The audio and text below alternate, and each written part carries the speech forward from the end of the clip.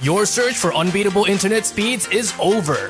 Visit Docomo Pacific today and sign up for as low as $60 a month so you can experience our fast, reliable internet speeds for yourself. Docomo Pacific, better together.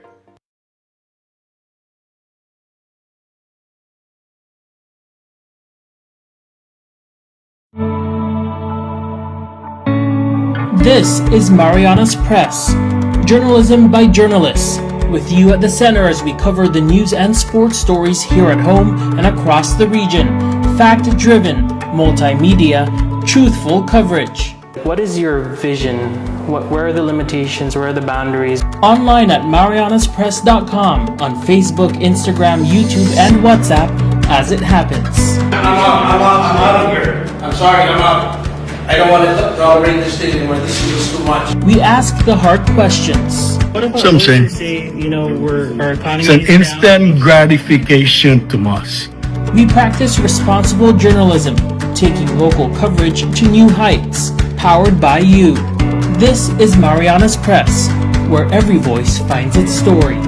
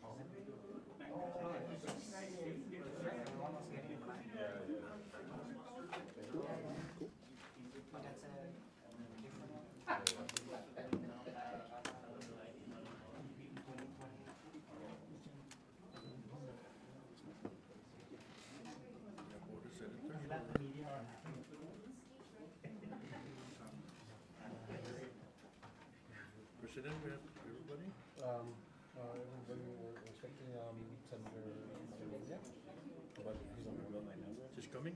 He's coming, but if he doesn't come in 5 minutes, we'll free. Big.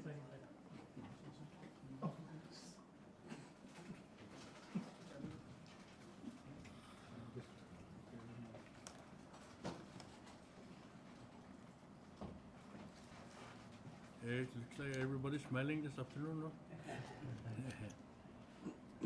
Okay, good afternoon, everybody. Again, I want to say thank you to Senate President and all the senators who are here this afternoon, and the Speaker and the House members who are here this afternoon to join us on this special occasion. I want to also thank all the Senate senators and the House members for passing the $29 million loan bill that is in front of us today. And this afternoon, I will sign this into law.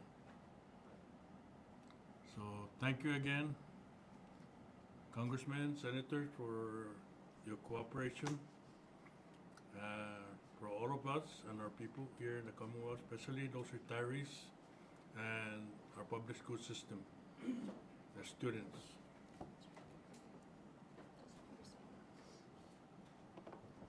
So in front of me, I have House Bill 24-50. It says 1, entitled to authorize a loan between the Commonwealth government and the Marianas Public Land Trust in the amount of $29 million. And authorize the Marianas Public Land Trust to withhold and retain net annual distributable income starting fiscal year 2026 for repayment and security of the loan. So here we go. God bless us all.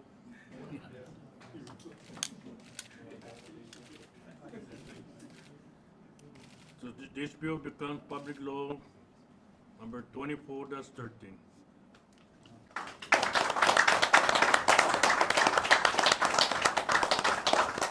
Just like President Trump, no, when he signs executive order.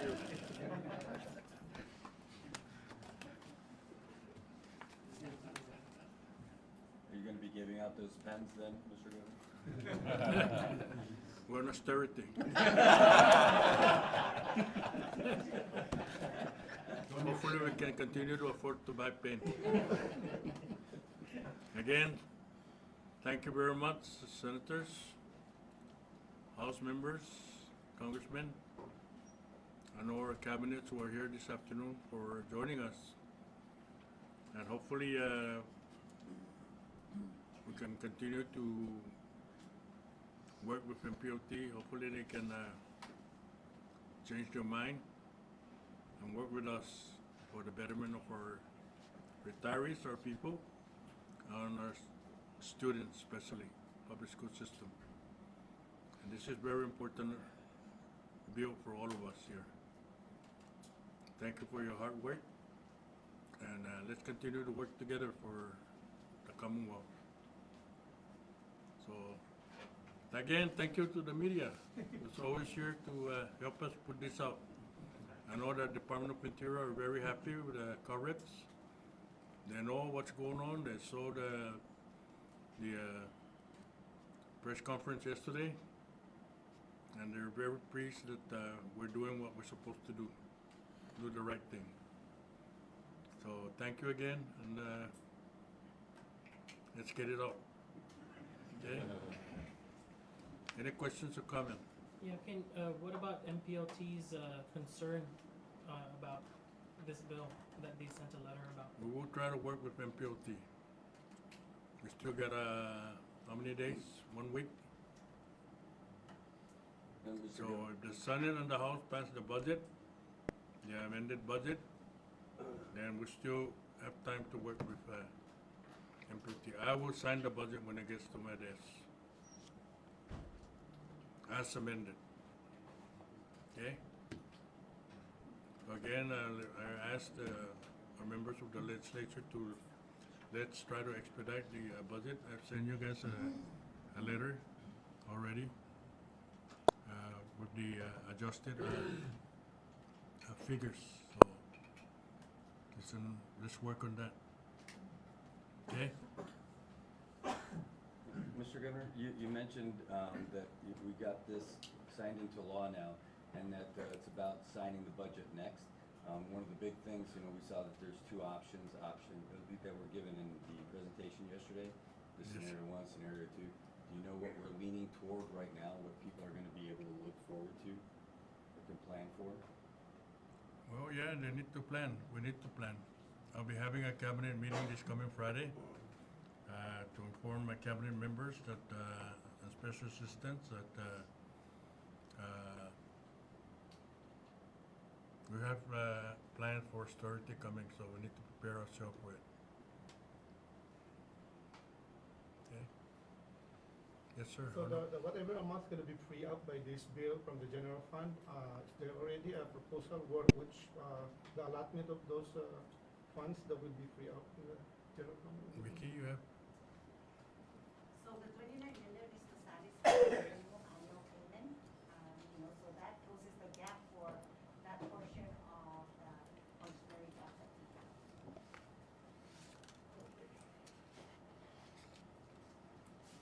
The annual payment for what? For the retirees. Retirees. 75%. The settlement fund, specifically for the retirees, 75%. Okay. Which means that the exact amount will be free up from the general fund, correct? Well, if the budget goes down, the revenue has been revised to the one. So depending on how when the Senate will address it, so there's going to be adjustments. However, there is a larger amount as far as the budgetary gap is concerned.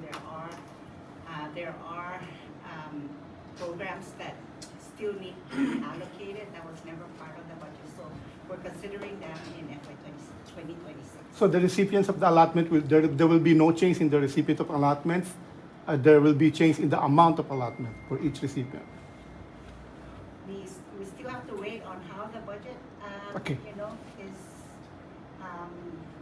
enacted upon or approved. Then we will make all the adjustments accordingly.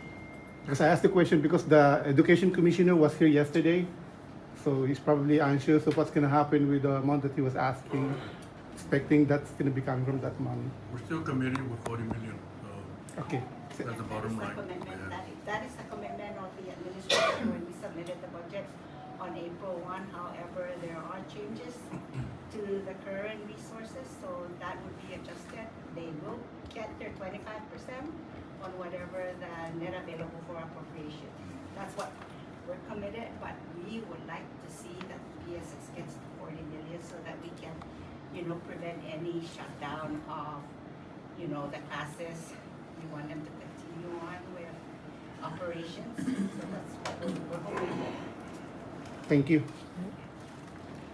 Thank you, Doc. Just to let you guys know that I've already been summoned again to face the judge in the district court in regards to retirement. So if you guys want to donate some money, then we need all the help we can get. Governor, what does happen if the settlement fund falls into receivership? I know that that's the main thing that we're trying to avoid, but what actually happens in that event? Well, I feel sorry for the retirees because there's a lot of retirees here, especially in the members of the legislature too, that are receiving retirement. So, and I feel sorry for those retirees out there, especially in the mainland and here in the Commonwealth that are, depending on their retirement check. That's the only income they have.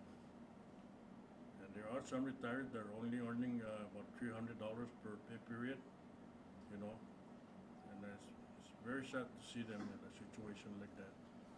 So hopefully we can work something out. If meeting with George Tang again this week,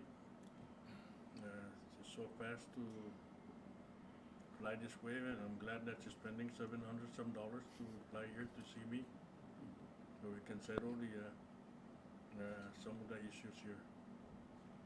There's one more tourist coming in. And Governor, could I just follow up on yesterday's topic, which is related? We've got several comments from our viewers about, they noted that part of the austerity plan considerations is freeze on salary increases, but many are asking if you're willing to cut salary increases that were given between the last austerity and this one. There's been a few salary increases. Is that on the table for you to cut some of the We are salary looking at increases? everything possible. I'm not gonna say I'm cutting who, I'm cutting what. We are gonna be looking at everything that we need to reduce funding, you know. And if I could just ask the Senate and House for the action that you're going to be taking. I know they just sent out the notice for 6 p.m. Friday.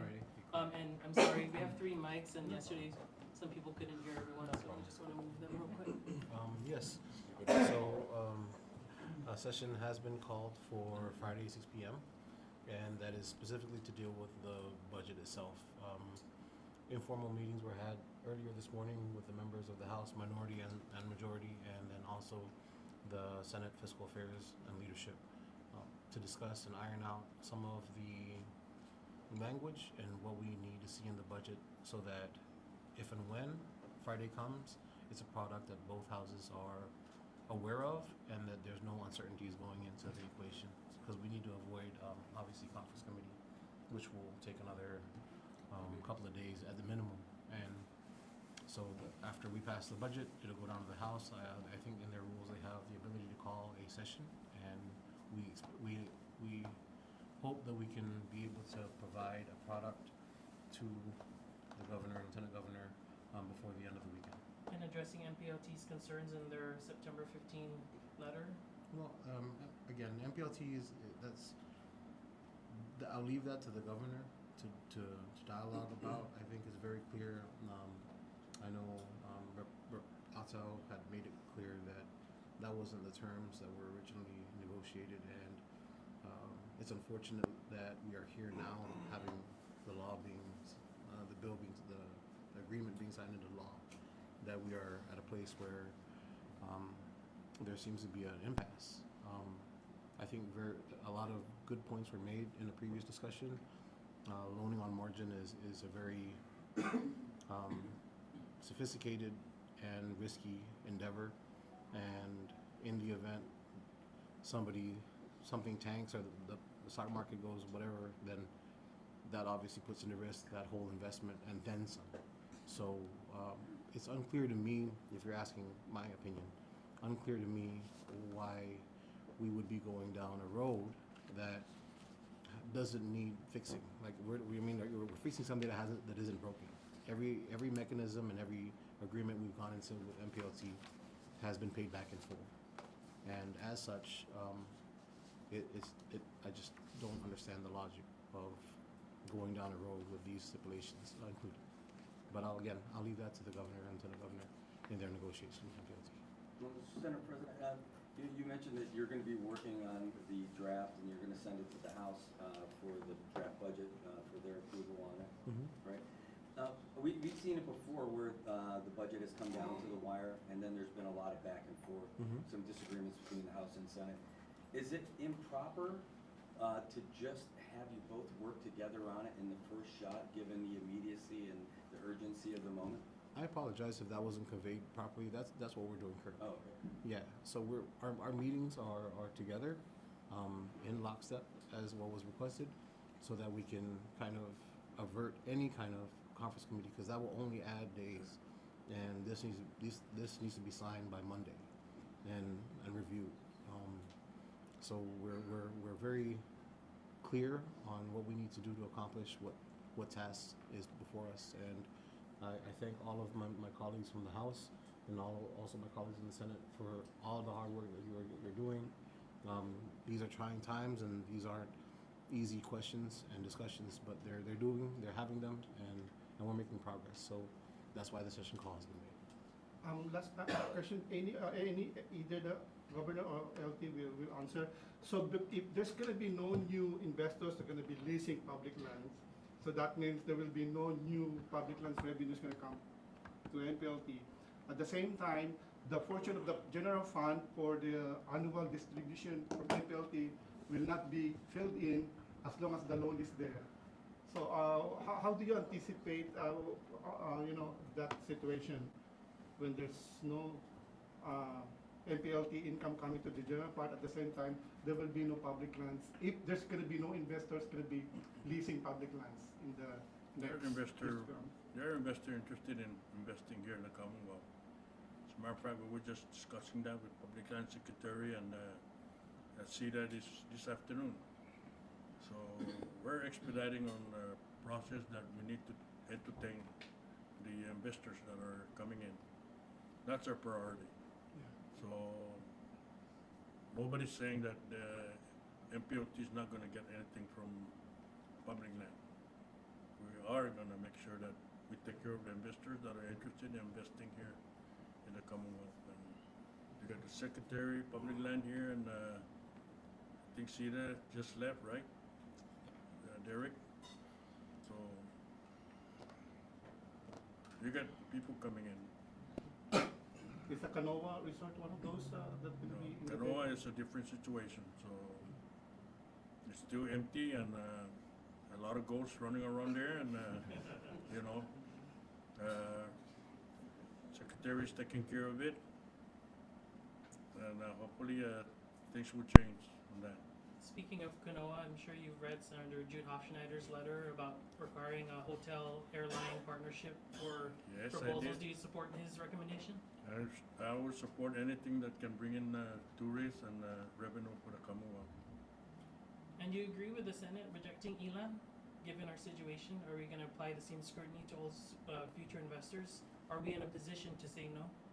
Well, the Senate decided to say no because I think they've been waiting for response from ELAN for the longest time. We cannot continue to hold public land empty and without income. So we have to do something to survive, get the economy going, and that's the choice that the Senate decided to do. I respect that, and I don't know the House if they can follow the same thing because we need to discuss that issue also. But that's the decision from the Senate. So, any question about that? Check the Senate. They're the one who said no. Right? Senator? Yeah. I mean, just, moving forward, given I understand the strict scrutiny that's applied, right? We want good investors, but Yes. just the thinking, right? We also saw some comments about, so if you say no to ELAN, is there a line necessarily out the door given our harsh? I think the important part is to take every individual case on a case-to-case basis. Like, all the investors won't be the same. Where we, I guess, disembarked on that journey was when we couldn't get the requisite financial documents to support some of their proclamations. So, in that vein, do we need?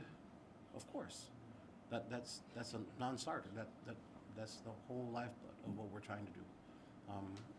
There's a saying, MVA, commerce, tourism is not my business; it's everyone's business. And so it was a difficult decision to make. However, it was the Senate's option to go ahead and reject that lease. Now, is every applicant and every investor going to be the same? No. So, and also the makeup of the Senate will constantly be in flux.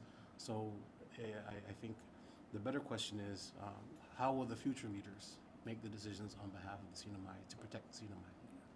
So verifying their financial background, was that a lesson that we learned from our dealings with IPI? No, I mean, you could see it that way. It was also understanding that they had other holdings in the CNMI and that they weren't doing so well. Now you add that with the decline in flights, and it's a cumulative. You have to take. You can't just look at the item and say, okay, this is bad. But you balance that and weigh that against everything else to make the best judgment on behalf of the people. If the people don't feel as if that's the right choice, that is their opinion to have. However, we have the job to do is to look at all the information before us and make sure that we're not, again, hindering any potential investors that come in with better credentials or that are new investors and don't have skin in the game here in the Marianas. And not only that, this is our 2.5 years already in this administration, and I know that since we've been in this administration, we've been pushing for this thing to be taken care of, because it's been in the legislature for the longest time. So the chairperson, Senator Corina, actually has been asking for documentation that that there's no response whatsoever. So she's got to do what she needs to do. Right? Seems like they're slow in responding to the requests, or they're just not interested. So we have to do what we need to do here. We can't wait forever. Right? Mr. So Speaker, thank you, senators. did you want to add anything at all to the? Well, with the governor saying, hopefully the House follows suit, right? We're in the understanding that,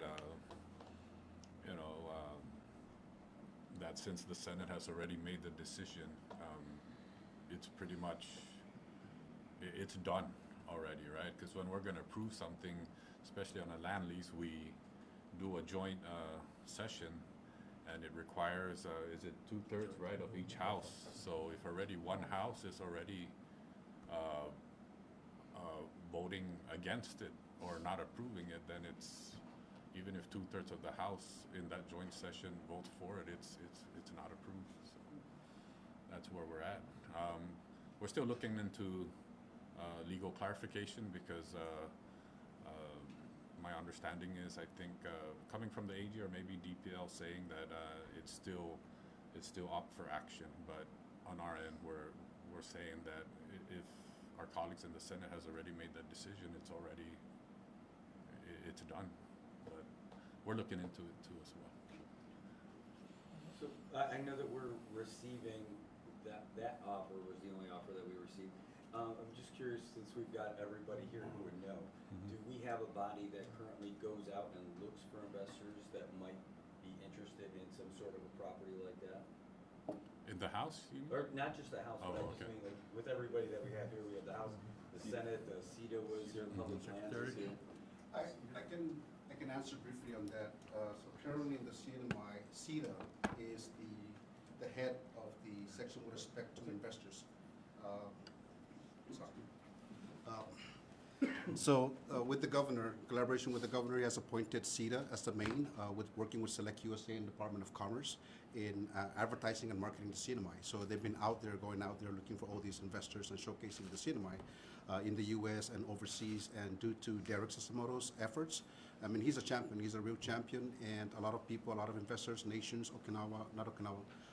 Taiwan, they're all connecting to him, asking for us to participate because they really like what he's doing. So, with respect to your question, he is involved in that, and in partnership or collaboration with DPL, we've been providing the governor and CETA all available public lands in the CNMI, Saipan, Tinian, Rota, and the Northern Islands. And we've reviewed almost every leases when they're going to expire. We've already explored areas about government agencies through the governor's directive that are occupying public lands to find ways to move them around like a puzzle so that we can have room spaces for these investors. So as per the governor stated, there's a lot of investors coming in, and as I think he mentioned before about maybe a 1.2 to 2.5 months ago, that some investors even wanted the size of Cagman. So we have limited space on Saipan, but we're pushing for Saipan, but mainly on Tinian and Rota, where there's areas there. So there's a lot of investors that are coming in. Can you give us an update on Zoe Motors? I know they were alluded to yesterday, saying that that's one of the investments that is a bright spot for the CNMI.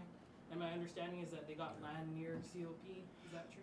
Yes, Zoe Motors came in as a result of Derek Sassamoto and CETA going out and sourcing for investors. And these people are into manufacturing, and they're very interested in the CNMI, and they're courting the CNMI. We're working with them. We've collaborated with CETA and the regulators, zoning, to try and look for areas. We went all over Saipan. We tried to move them to Tinian and Rota, but due to issues on the ports, limitations on the ports, they wanted to focus here on Saipan. So that's why we played some movement around on public lands. And so right now, the locations that we're eyeing, there's multiple locations. They've already searched and vetted private properties.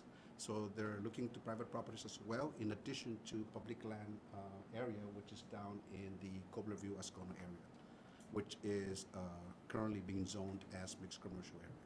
And that's a big space. That's approximately 200,000 square meters or 20 hectares.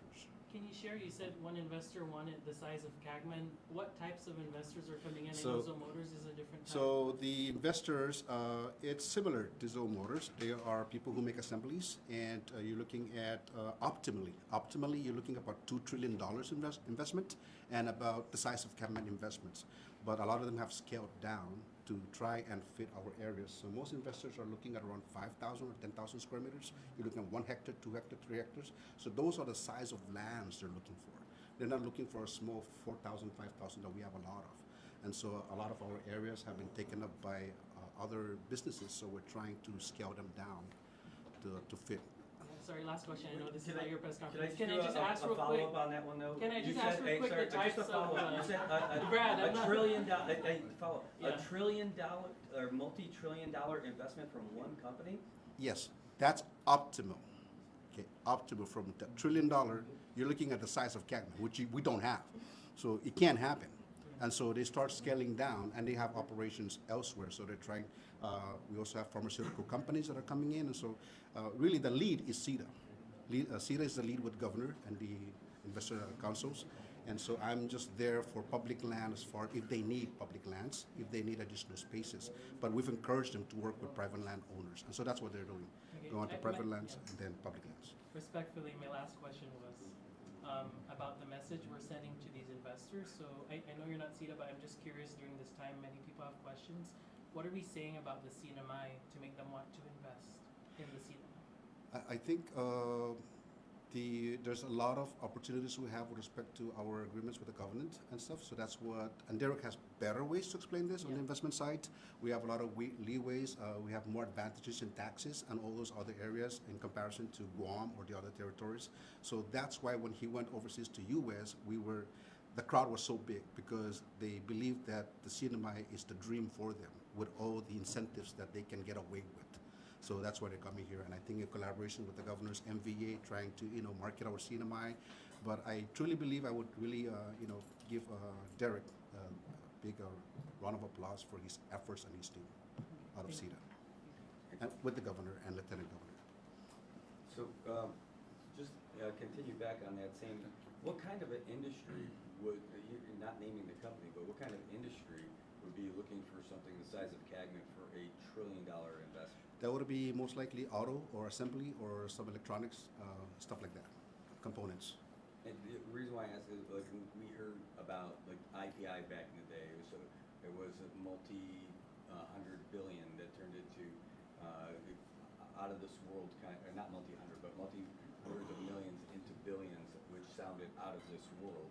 And the idea of like $1 trillion investment just sounds like some fantastical number. Yes, it's because they needed the land area. So when you're talking like especially automobiles or electronic vehicles, you're talking about big plants. We're not talking small plants. So huge Brad, plants. if I may.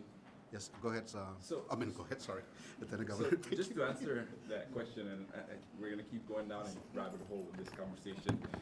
A lot of it is informal, right? These are the anticipation of these investments. It's, they throw out these numbers. And again, a lot of times we tell them, hey, let's be realistic. This is the CNMI. Let's not talk about billions of dollars. Let's not talk about trillions of dollars. And let's just be realistic and scale it down to an investment opportunity where the CNMI is going to benefit. So what I wanted to say is that there is investment opportunities. There actually are companies interested in the CNMI, but a lot of them choose to keep it on a private matter just because, when people start coming in, it gets diluted and then you get, too many hands in the pot and the investment is not going to materialize. So the point is that there is there is a investment opportunity that, you know, a lot of them come through the governor's office. So they're interested in investing in the CNMI.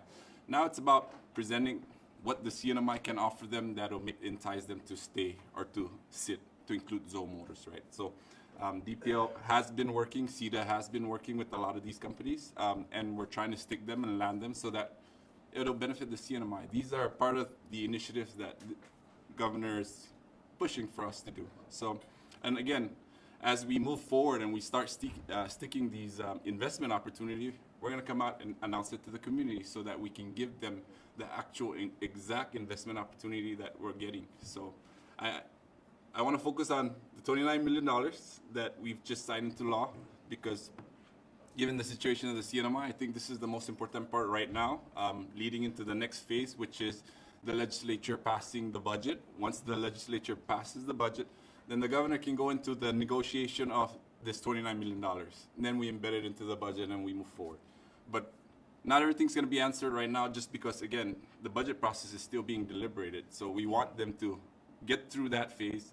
We want the legislature to come to a consensus on what the number is.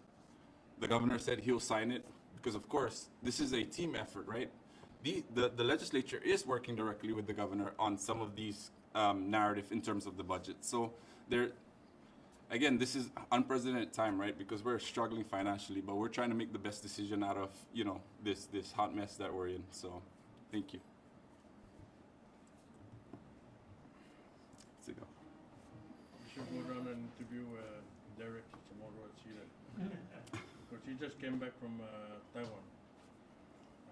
He's got a very, very good response from the Taiwan community. As a matter of fact, he got a lot of coverage that you know, that they're gonna put out promotion-wise about the cinema. A lot of those people in Taiwan, they don't even know what's going on here in our Commonwealth. So I think Derek did a super job down there explaining the benefit of investing in the Commonwealth compared to other areas. We're looking forward to that, investors coming in. So we'll let you know, Brad and Tomas, the next one that jump off the plane. We'll get you up here. Okay? Thank you, Mr.